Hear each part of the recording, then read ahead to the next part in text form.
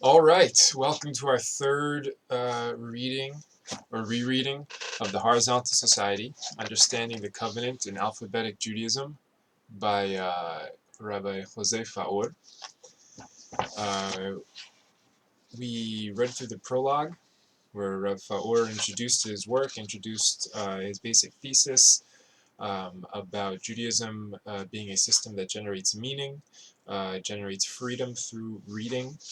Um, We talked about his ideas of Melitza, some of his bogeymen in terms of who are his bugbears that he goes after, his foils in the polemics that he'll engage in the book, as well as the basic crisis that he is seeking to address, which is the failure of the general overall failure of rabbis today to just basically present a unified, coherent, understandable, relevant, um, useful uh, articulation of Judaism.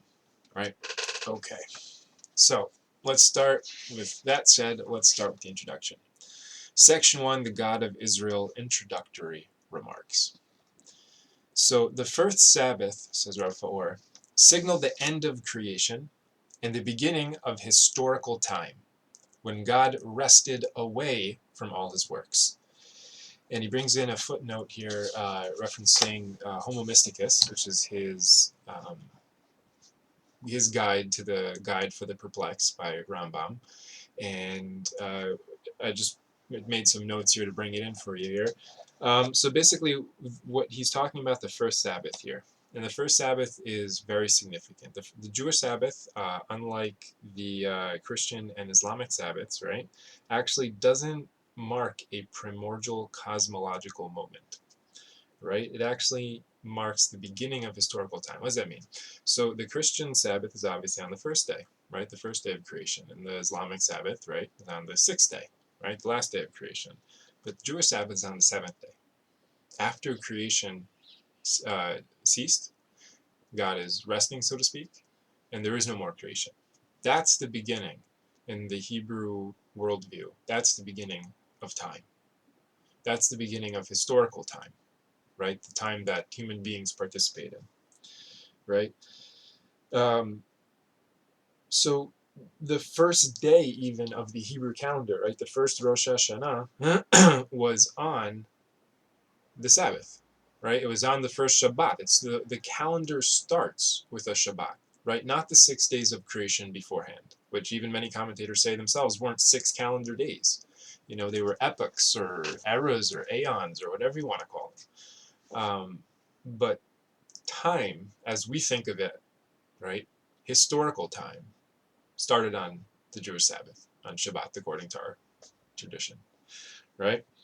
Um, and this is that makes it the beginning. It marks the beginning of desacralized time, right? As you have mythological, sacred time, primordial time, an ever-present moment, and this exists. Faur will push back against this, but let's be honest, this does exist in many streams of Judean thought, right? Especially in the classical era. But there's also the concept of human time, historical time.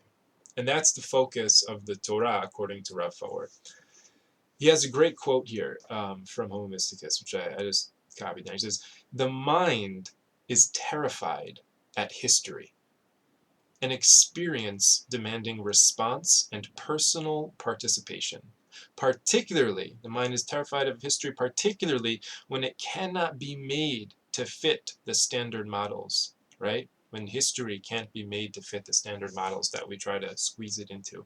Historical time, continues Rafa, or pertains to successive synthesis.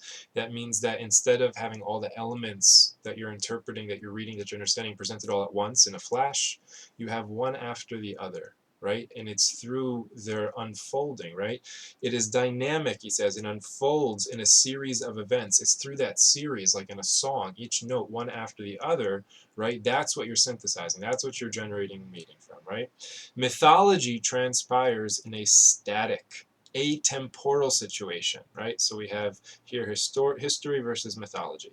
It pertains to simultaneous synthesis, right? So a simultaneous synthesis, the opposite of successive synthesis, simultaneous synthesis, you do have all the elements all at once, but it's just at that moment, right? It's just what's there, right? And that's what you're synthesizing, right? It's not one element after the other, right? It's not that harmonization. It's the flash, it's the apocalypse, it's everything. Boom, right?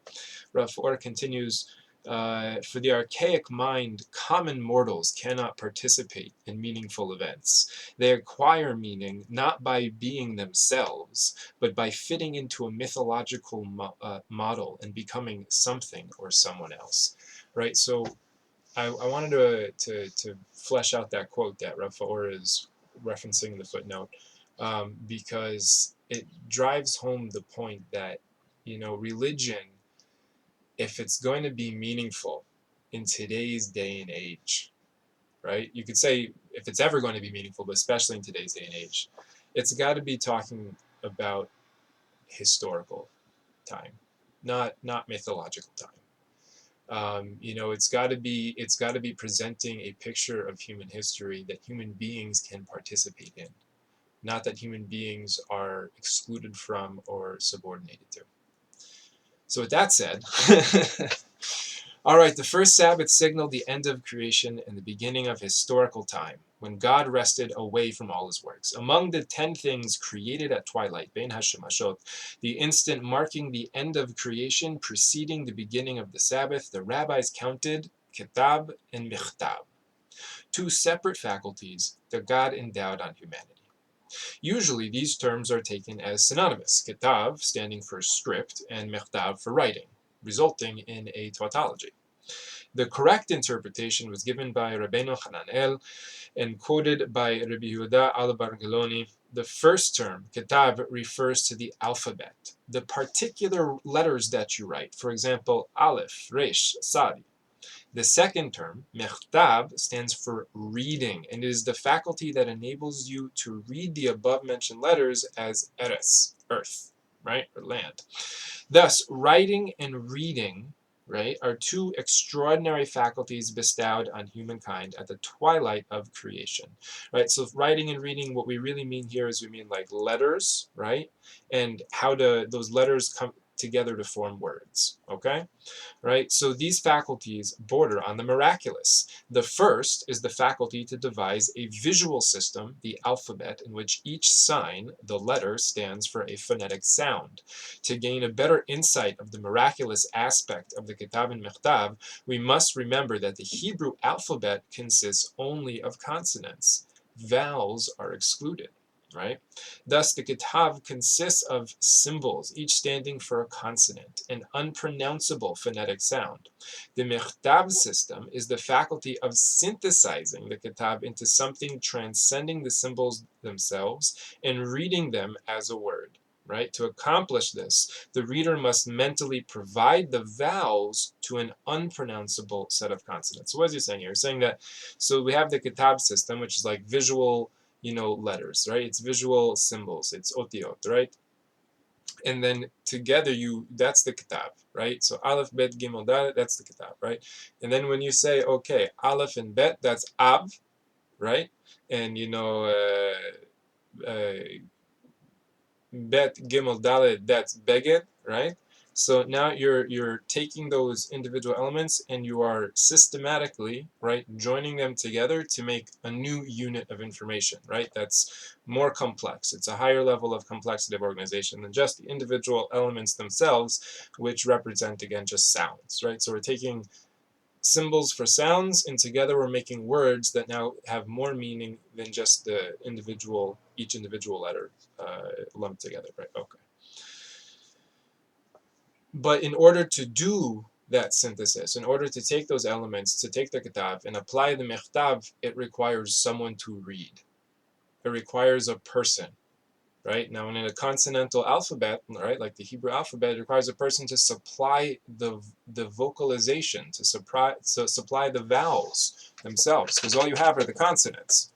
Right, so what that means is that now it's a participatory process and not simply passive, which is he'll develop in this chapter, right, in this introduction, right?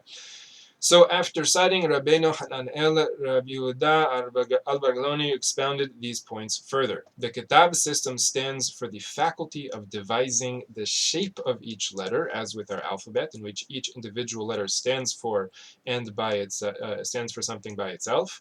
Given that speech is composed of phonetic sounds emitted from different places, all the way from the internal larynx to the external lips, right? So at twilight, Ben Hashemachot, God bestowed upon Adam and his posterity the faculty to devise different symbols, the alphabet, in which each symbol stands for one of these phonetic sounds. In Hebrew, this system is designated kitab.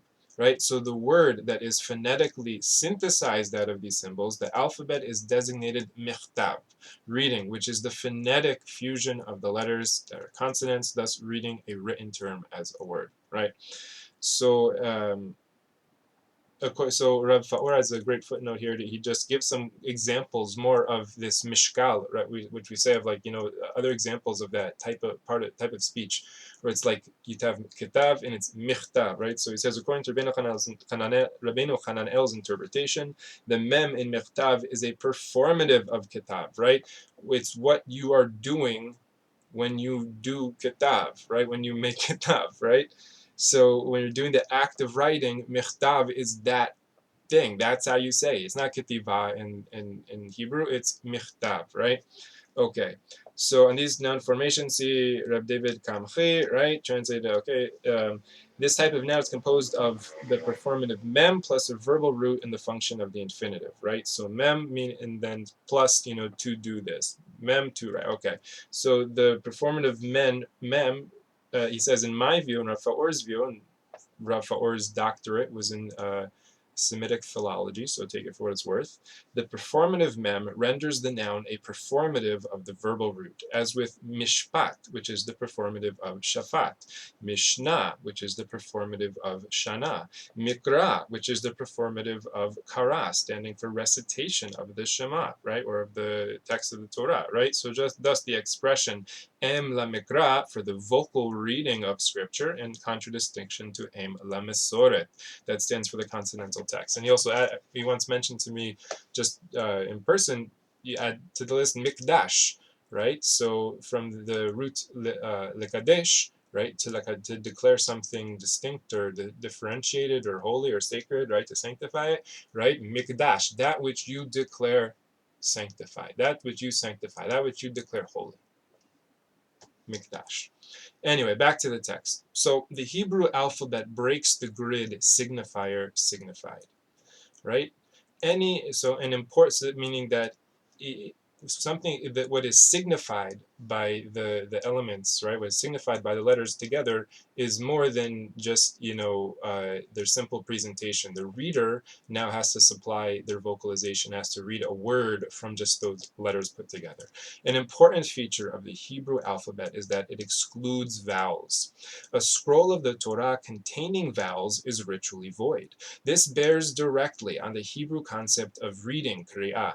It involves interaction between the mechtav system, right, whereby the reader mentally supplies the vowels, and the kitav, or unreadable consonantal system. The word, therefore, is the creation of the reader. So paraphrasing Roland Barthes, Rav Faur continues, we may say that in Hebrew, the reader is the writer, right? And he references Golden Doves, which is actually the first book of Rav Faur that I ever read. And there's a great quote here that I wanted to share from the pages that he's referencing. The reader must mentally supply the vowels to the consonantal text and recreate on his own the word. He's actually paraphrasing Borges there in Militza. Reading involves interaction between the reader and the text, whereby the reader joins the author in creating meaning, right? So that's what we mean when we say that in Hebrew, the reader is the writer, okay? In a vocalized text, continues Rav Faor, such as that of the Christian and Muslim scriptures, where the consonants have been provided with vowels, the reader is passive. His role is marginal and submissive. He just lifts up the sound from the script and recites it. In Judaism, writing is not an instrument for memorization.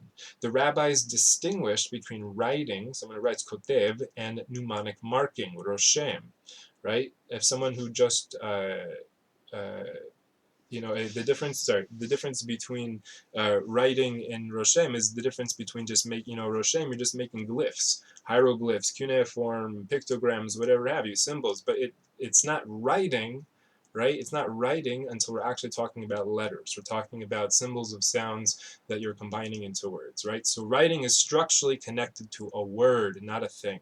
Rav Faur continues, a word in Hebrew comprises two or more consonants.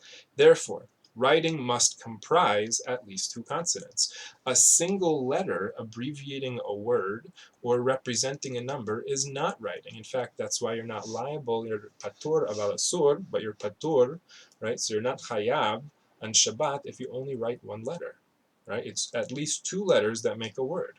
Okay, so writing is independent, says Rav Faur. Writing is independent of the intention of the writer. Right? Someone intending to write Gad Diel, consisting in Hebrew of four consonants, Gimel, Dalet, Aleph, Lamed, for example, had affected writing upon completing just the two letters Gad, Gimel, Dalet, right? Since it is a meaningful term in and of itself, right? Like we said, just so if you can say, Av, right? Two letters, right? Beged, right? If you just wrote that Gad, right? So that's already a word. You don't even have to put the bet before it. Okay. The preceding considerations permit a clearer understanding of writing and reading in Hebrew intellectual tradition. Reading is the result of the interaction of the kitab and mechtav systems. By mentally uniting two signs, in themselves unpronounceable and void of connotation, the reader generates meaning. This leads to what Paul Ricoeur designates as the semantic autonomy of the text, and consequently, the disconnection of the mental intention of the author from the verbal meaning of the text, of what the author meant and what the text means. Thus, or other words, and to put it in rabbinic terminology, lo bashamayim, right? The Torah is no longer in heavens. Okay. Thus, Hebrew meaning is contained in, but not determined by, the written text. As we shall see, this rule applies even to texts authored by God. Meaning is a function of reading. The God of Israel is the only God who can write and read. And what Rav Faur means here is that the only God who communicates with humanity through writing. Obviously, according to pagan mythologies, have different deities that, gave the letters, gave writing, gave different kinds of, literary abilities to humankind, according to the myths. But what we mean here is that the God of Israel is the only God who chooses to communicate through human beings through books, right, or through written statements.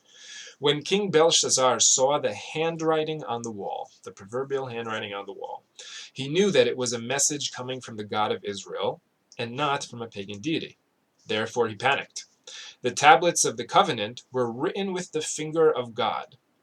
Now, interestingly, that's actually, as Rabbi A.S. Yehuda pointed out, that is an Egyptian phrase that comes from the Egyptian religious milieu. So while it's significant that while the idea of God's being able to write, right, was not foreign to the people of the Levant in that time. The idea that a God would choose to communicate with people outside of an oracular context, outside of consulting an oracle, would choose to communicate in writing, no less, was something that even in the Egyptian religious milieu, which did have the idea of the finger written by the finger of God, did have that idea, but still the idea with that what God would be writing would be a message to an entire nation or to all of humankind, was just that's not how they understood God. The tablets of the covenant were written with the finger of God. The rest of the Torah, although copied by Moses, was actually written by God. Moses was merely acting as God's amanuensis, right? So that means that Moses is referred to as the great scribe of Israel, right? So like a secretary here. So as it were, Moses was the pen moved by God. So in such a case, the writer is not the person holding the pen, right, or the pen itself, but the person moving the hand holding the pen, right? So that, really it's the question of where is the source of the communication. And we don't say that the pen is the one that's writing the letter. We say that you are writing the letter. We say that, your mind is writing the letter, not your fingers, right? Okay, that's what we say when we mean you are writing the letter. So that in that sense, we're saying Moses is the pen of God, or you might say anyone is the pen of God. And that'll be part of the metaphor that's developed in the horizontal society, as we develop kind of like a literary metaphor uh, for life and for human existence, which basically is consonant with, it's the one that fits, I think most closely with the Tanakh, the Hebrew Bible. Faur continues, God's memory too is recorded in an alphabetic system, right? Meaning recorded in a literary system, recorded in a system in which meaning is generated from the reading of consonants, of consonantal signs, right, of letters. God does not remember in abstract. Whatever transpires in the world is written in a book of memories, which is read before him. We're not going to get into the Akashic records right now. Once a year, if you know what the Akashic records are, leave me a comment in the comments. Once a year, God assesses humankind, right, on Rosh Hashanah. Thereupon the righteous are inscribed in the book of life, the wicked in the book of death, and those in the middle in a third book, whose final verdict God pronounces on Yom Kippurim. Every individual action and behavior, too, undergoes a similar process. A heavenly eye sees, an ear listens, and all your actions are written in a book. So Rav Faur is bringing this up, is bringing in, these references to illustrate and develop his literary theme, right? His theme of Torah, of as literature, as God as author, life as one big book. But so he's looking for the motifs here. He's looking for the aesthetics, and he's making the point well.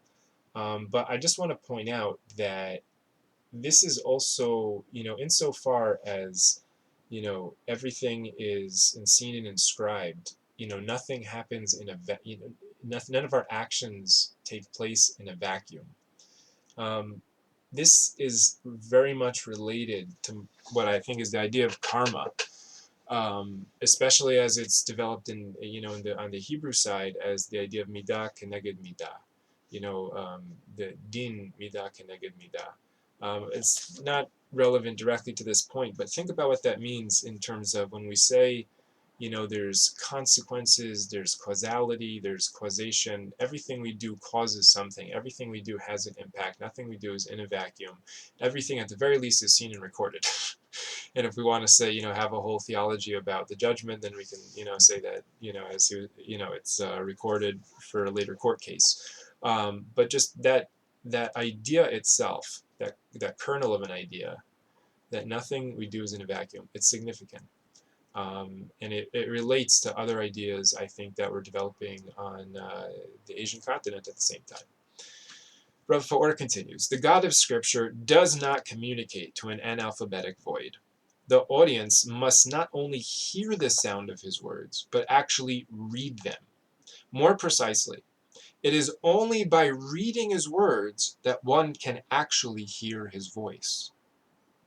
Thus, when God spoke at Sinai, Israel simultaneously heard his voice and read them, written in black letters against the white parchment of the sky.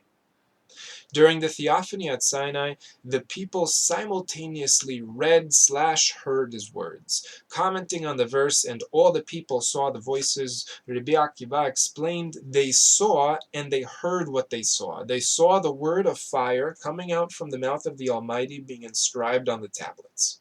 That's an image for you. Later, rabbinic tradition explained this to mean that the people actually read the voices as they were enunciating the Decalogue. And he has a footnote here referencing, accordingly, Rab Saadia Gaon translated, not to forget the things, hadvarim, that your eyes saw at Sinai, as not to forget the words that your eyes saw, right? At Sinai, not everybody could alphabetize God's speech. When God first proposed the covenant to the people, they responded, "We shall do," but they did not say, "We shall hear." The people had to ask Moses to articulate God's speech so that they could hear. That is, to alphabetize his words, to put it into a semantic sense that they could access, that was familiar to them. It was later, when Moses read the book of the covenant into the ear of the people, that they responded, "Everything that God spoke, we shall do, and we shall hear." Right? So even they were able to experience it, right? They were willing to do. They're able to they could experience it. And the force of the experience it enough is that, they were perfectly willing. Nara said, "We'll do it," but they couldn't understand what to do until it was rendered semantically accessible, right? Okay. Before having been endowed with the Kitab and Mechtav faculties, mankind lacked the linguistic instruments to analyze speech. Given that the alphabet consists of consonants alone, diction, sound, and all those elements that are not comprehended within the Kitab and Mechtav systems are linguistically irrelevant. This implies, right? This implies that staging, voice manipulation, and non-linguistic elements associated with oratory are not germane to alphabetic meaning. So what Faur is saying here is that Kitav and Mechtav, right? So people obviously communicated before there was Kitav and Mechtav, right? But it was primarily a non-verbal and non-rational aspects of communication that were primarily being communicated, and that were primarily the persuasive elements of that communication. Meaning, it was not what one person was saying to another, but how they said it, uh, what affectation they used, what emotions are being communicated, which is all well and good, but you can't analyze that, right? You can't sit down, think about what's being proposed in a sober fashion and determine, is this really reasonable, is this really useful, is this really true, right? So the katav and the mechtav systems, right? So faculties having, identifiable elements, right, that are commonly recognized, right, that can then be used to build words that we can then use to have stable meanings and references to things, right, that we can then use to build up a vocabulary, an economy of ideas, right? That is something that allows you to actually think about things. You can't really think about something that's just a communication that's roared at you. You can't really think about something that's just shrieked, or that is not even words, but a cry, or that kind of thing. Having a code and a system to use that code is what allows you to analyze the element, the what is expressed with that code. Basically, it seems like that was a bit of a belabored explanation. I don't know if I made it more or less clear. Let me know in the comments. But okay. Faur continues, an important consequence of this view is that within an alphabetic system, speech and writing are fundamentally one and the same.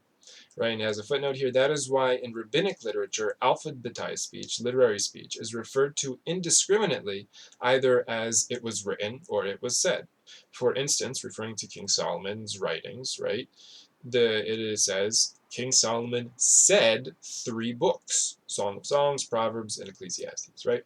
So accordingly, Rav Faur continues. Accordingly, a public unable to generate meaning from the written word of God will find it impossible to make head or tail out of his speech, either at Sinai or in the rest of Scripture.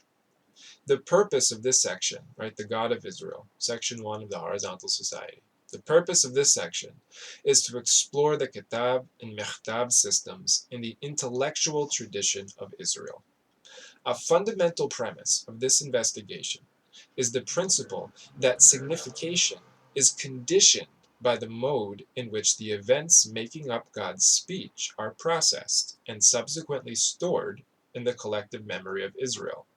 This would afford a better understanding of the role of the scribes, in contradistinction to that of poets in analphabetic societies. So what Rav Faur is saying here at the end is saying that what the Torah means is not just a question. It's a question. It's a function of how you read it. It's a question of what are you reading, the original or a translation or a vowelized text or a consonantal text. Unlike a saga or a poem or a hymn or whatever the case may be, or a dogma or a creed, where the meaning of the text is given to you, right? The meaning of the Torah text is not given to you. It is up to the reader to make it, to generate it, right? And you can't try to even understand what the meaning might be if you don't understand that basic fact of how the meaning comes to be, right? You can't talk about what the Torah means if you don't understand that you, the reader, are first and foremost generating that meaning. Alrighty.